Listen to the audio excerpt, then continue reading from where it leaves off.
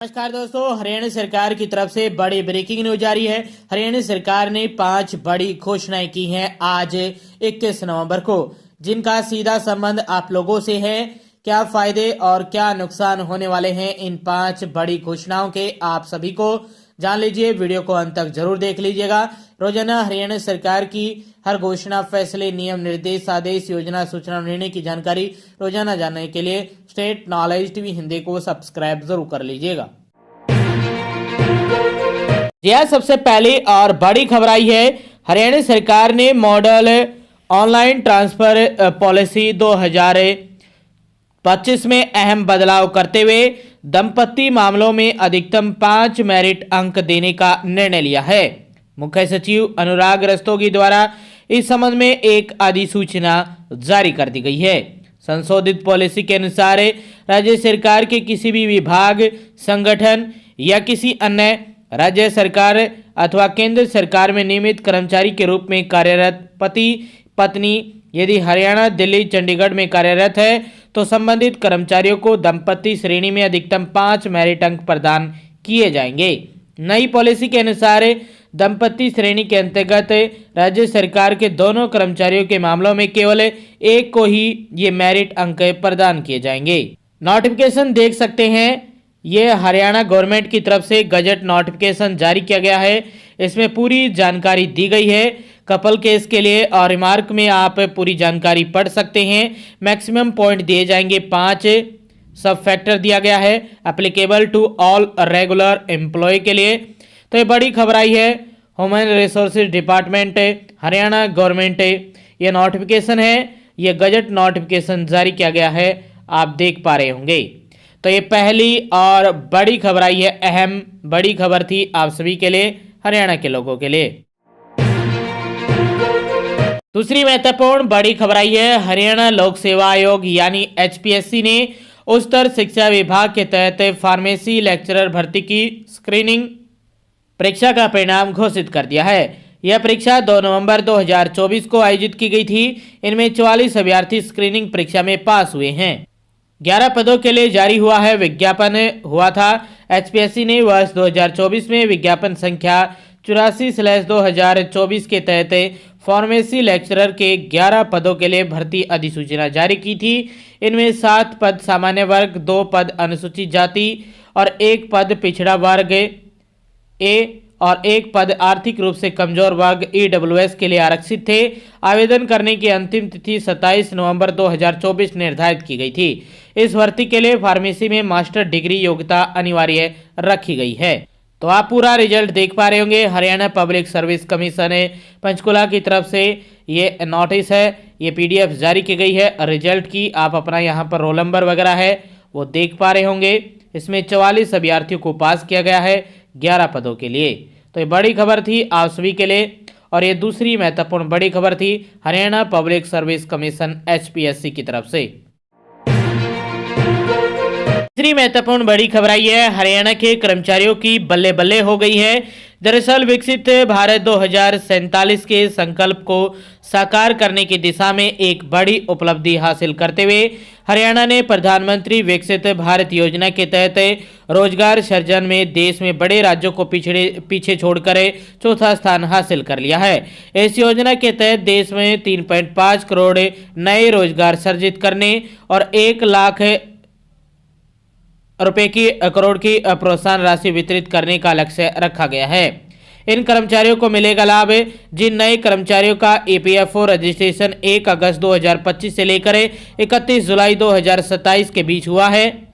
उनका मासिक वेतन 1 लाख रुपए से कम हो। ऐसे कर्मचारियों को 15,000 रुपए तक की राशि कर्मचारी भविष्य निधि में 2 किस्तों में अतिरिक्त भत्ते के रूप में मिलेगी। दूसरी किस्त वित्तीय साक्षरता कार्यक्रम से जुड़ी होगी।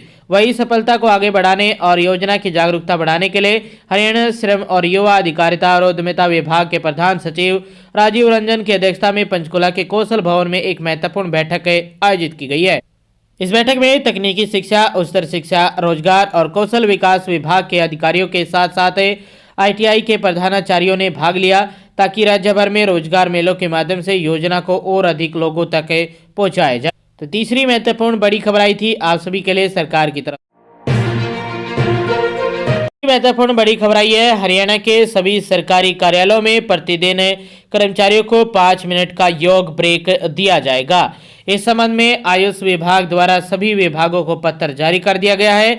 आयुष विभाग के पत्र अनुसार योग ब्रेक के दौरान कर्मचारियों को कुछ ऐसी क्रियाएं और योगासन करने होंगे जिससे वह तनाव से मुक्त होकर और बेहतर तरीके से काम कर सकें। योग ब्रेक 5 मिनट का होगा। इस दौरान शरीर को राहत के लिए आंखें, कंधे, कमर और अन्य अंगों के लिए क्रियाएं कराई जाएंगी, जिससे कार्यस्थल पर अनुकूल माहौल बनेगा और कर्मचारी तनाव मुक्त होंगे।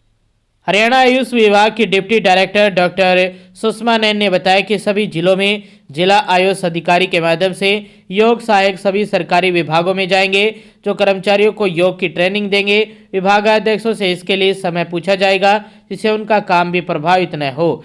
जिला सचिवालय में स्थित कार्यालयों में सभी अधिकारियों और कर्मचारियों के लिए प्रतिदिन 5 मिनट का योग ब्रेक देने का निर्देश दिया गया है। इस लघु योग अभ्यास की अनुशंसा आयुष मंत्रालय ने की है। योग ब्रेक से शारीरिक और मानसिक स्वास्थ्य को बेहतर बनाने, एकाग्रता बढ़ाने और काम के दौरान तनाव और थकान को कम करने में मदद मिलेगी। सरकार की ओर से डिजिटल प्लेटफॉर्म जैसे Namaste Yoga app, Y break app, yoga calendar और योग शब्दावली को बढ़ावा दिया जाएगा, ताकि ज़्यादा से ज़्यादा लोग इनका उपयोग कर सकें। तो ये चौथी महत्वपूर्ण बड़ी खबर आई थी सरकार की तरफ से। आप पांचवी अपडेट में दो बड़ी खबरें हैं। पहले, हरियाणा के 143 खिलाड़ियों को जारी किए गए खेल ग्रेडेशन प्रमाण पत्र होंगे रद्द। बिना मान्यता एसोसिएशन ने जारी कर दिए थे प्रमाण पत्र। रिपोर्ट के बाद सरकार ने की है अनुशंसा। सरकारी भर्तियों में खेल कोटे के नाम पर फर्जीवाड़े अब बड़े स्तर पर सामने आया है। राज्य सरकार को भेजी गई जांच रिपोर्ट में खेल विभाग ने कई खिलाड़ियों के प्रमाण पत्रों को संदिग्ध, अमान्य और यहां तक कि फर्जी घोषित कर दिया है। रिपोर्ट में कई ऐसी सर्टिफिकेट भी पाए गए हैं जो न तो किसी मान्यता प्राप्त सरकारी संघ की ओर से जारी किए गए हैं और न ही राष्ट्रीय महासंघ या इंडियन ओलंपिक एसोसिएशन से संबंध रखते हैं। एसोसिएशन ने बिना मान्यता के ही खेल के प्रमाण पत्र खिलाड़ियों को जारी कर दिए गए। भर्तियों पर भी पड़ेगा असर। रिपोर्ट से पता चलता है कि पिछले कुछ वर्षों में खेल कोटे के नाम पर बड़े पैमाने पर फर्जी सर्टिफिकेट बनाकर नौकरियों में फायदा उठाने की कोशिश हुई है। इससे न केवल वास्तविक खिलाड़ियों का हक मारा गया है, बल्कि भर्तियों की पारदर्शिता पर भी सवाल उठे। कई सर्टिफिकेट तो 2012, 2014, 2016 और 2018 की प्रतियोगिता के बताए जा रहे थे, लेकिन संबंधित संघों ने ऐसे आयोजनों के होने से भी इनकार कर दिया। कुछ खिलाड़ियों को तो असली और नकली दोनों तरह के दस्तावेज लेकर आते पाया गया है। तो ये बड़ी खबर है। यदि ऐसे आपको सर्टिफिकेट मिले हैं तो आप सभी के खिलाफ कार्रवाई करते हुए आपके खेल ग्रेडेशन सर्टिफिकेट यानी प्रमाण पत्रों को रद्द किया जाएगा। तो ये बड़ी खबर थी। और पांचवी अपडेट में पहली बड़ी अपडेट, पांचवी अपडेट में दूसरी महत्वपूर्ण बड़ी खबर आई है और आखिरी अपडेट है। अग्निवीर श्रेणी के चयनित उम्मीदवारों की सूची जारी कर दी गई है। सेना भर्ती कार्यालय हिसार द्वारा आयोजित अग्निवीर भर्ती रैली में भाग लेने वाले Agniveer general duty, Agniveer technical और अग्निवीर ट्रेड्समैन श्रेणी के चयनित उम्मीदवारों की सूची www.joinindianarmy.nic.in वेबसाइट पर प्रकाशित कर दिया गया है। सेना भर्ती कार्यालय भर्ती निदेशक ने कहा गया है कि चयनित उम्मीदवार कल यानी 22 नवंबर को सुबह 8 बजे सभी मूल दस्तावेज सहित सेना भर्ती कार्यालय हिसार पहुंचे। तो ये बड़ी खबर आई है आप सभी के लिए, अग्निवीरों के लिए।